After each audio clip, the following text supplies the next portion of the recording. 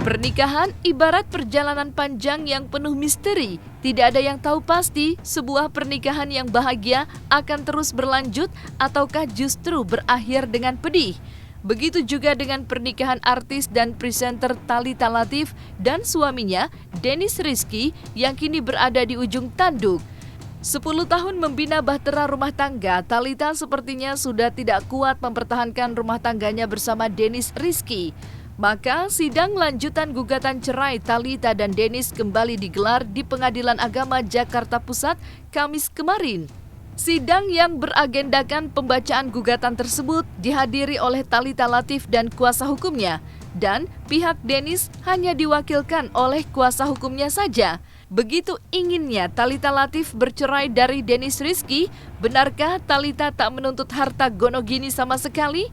Lantas seperti apa juga tanggapan dari pihak Dennis mengenai isi gugatan Thalita? Gimana kabarnya, Alhamdulillah, doain ya. Tahan ya.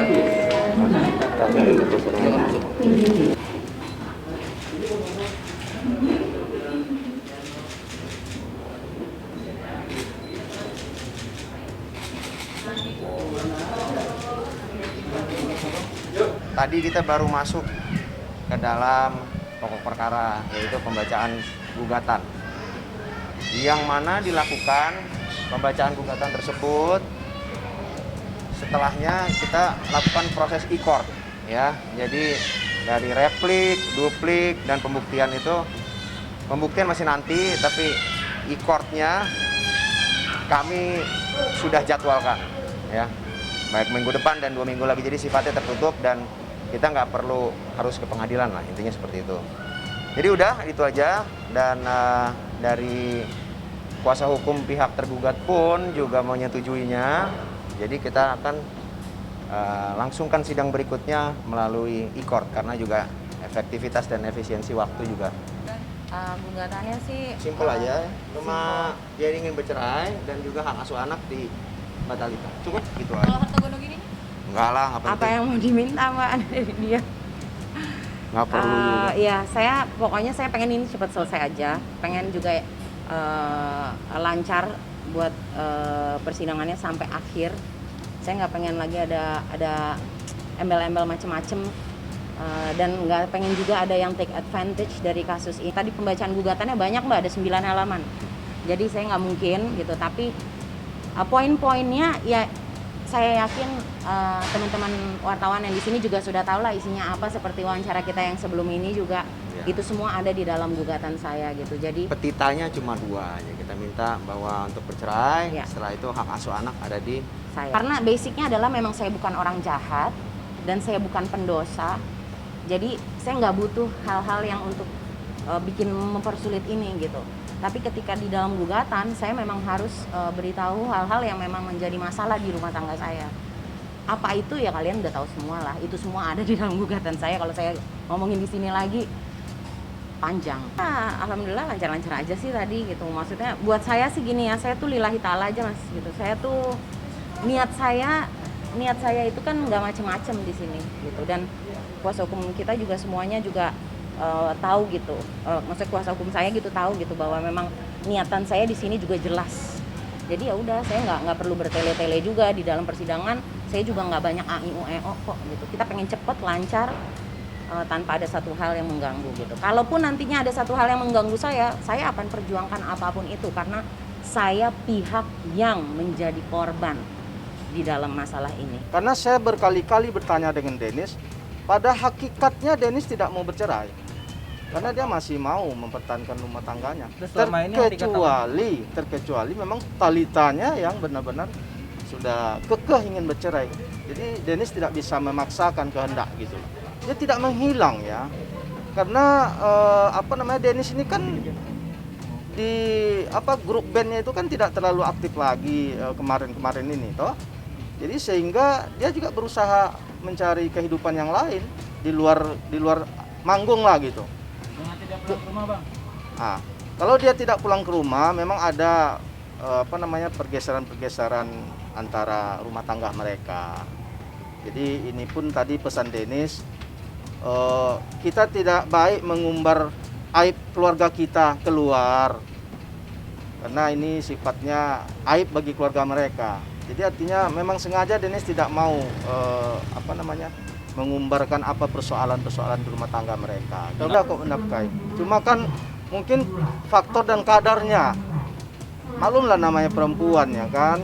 Nah, jadi bisa jadi dia merasa tidak nafkah seperti yang diharapkan, bisa jadi. Tapi kalau tidak diberi nafkah, tidak ada itu. Karena bisa bertahan hidup 10 tahun rumah tangga mereka.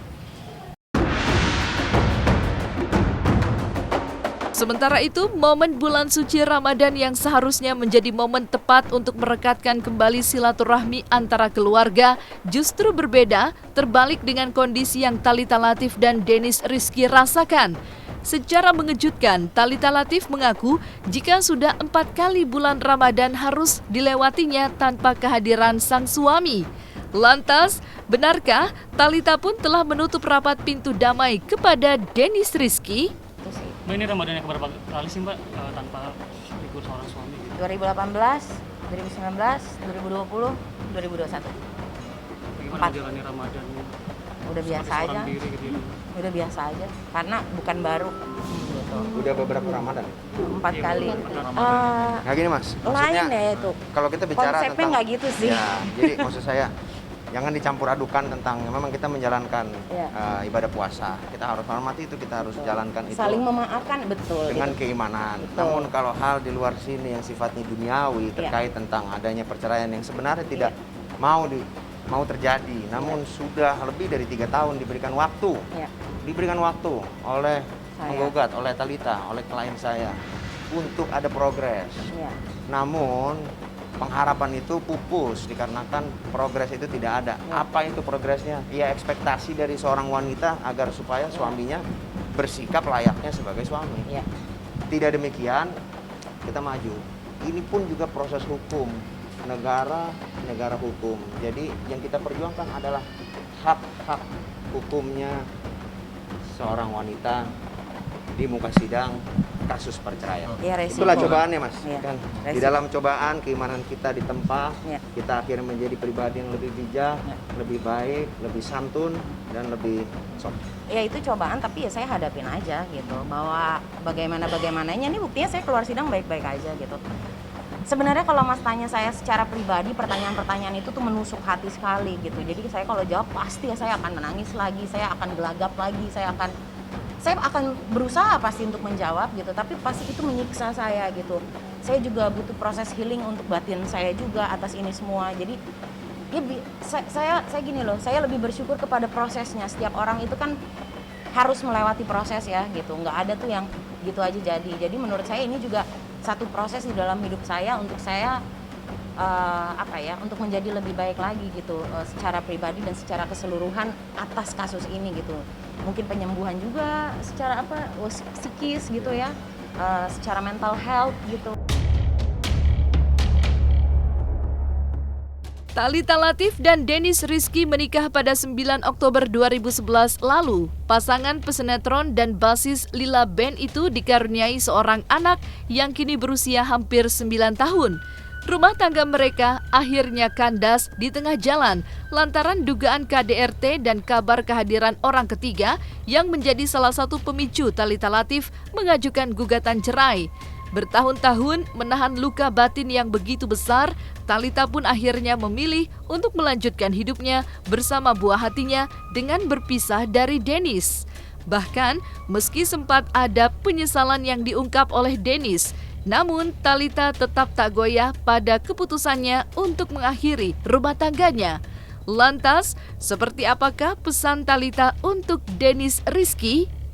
Gitu. Jadi saya adalah pihak yang dirugikan secara psikis, secara waktu, secara segala macam gitu. Jadi saya benar-benar di sini bukan lagi sebagai seorang istri aja gitu, tapi saya sebagai seorang manusia, sebagai seorang perempuan, saya di sini saya harus speak up atas ketidakadilan yang saya hadapi. Itu aja sih. Saya di sini kan mencari keadilan ya. Saya di sini juga mencari hak hidup saya dan anak saya gitu. Jadi saya akan berjuang sampai terakhir apapun yang bisa saya perjuangkan untuk hak hidup saya yang sudah hilang bertahun-tahun gitu. Jadi itu sih, saya nggak pengen masalah ini jadi momok terus di hidup saya gitu. Saya pengen this shall to pass ya gitu. Ya, this too shall pass. This too shall pass. Itu saya dalam masalah ini walaupun saya menjadi korban, tapi saya tetap menjadi ibu yang baik untuk anak saya. Saya tetap menjadi ibu yang bijak bagi anak saya gitu. Jadi saya akan melakukan yang terbaik sih untuk anak saya, karena selama ini hidup saya dan saya bertahan itu pun untuk anak saya gitu. Jadi ya itu sih. Kalau buat saya ya gitu, nggak usah deh udah kayak begini, saya menjadi highlight seperti ini baru mencari-cari gitu. Sebelumnya kemana bro? Gitu aja, simple ya. Gitu. Jadi nggak usah cari-cari iba dengan pansos di saya gitu, males gitu. Semua tergantung dia. Ya kangen, masa kangen setelah saya cerai gugat baru kangen gitu. Ya nggak gitulah konsepnya. Gitu. Jadi semua tergantung dia aja sih. Kalau itu saya tahu nih pasti karena kalian lihat Instastory kan. Saya juga lihat, makanya saya tulis I'm not Rihanna. I don't love the way you lie.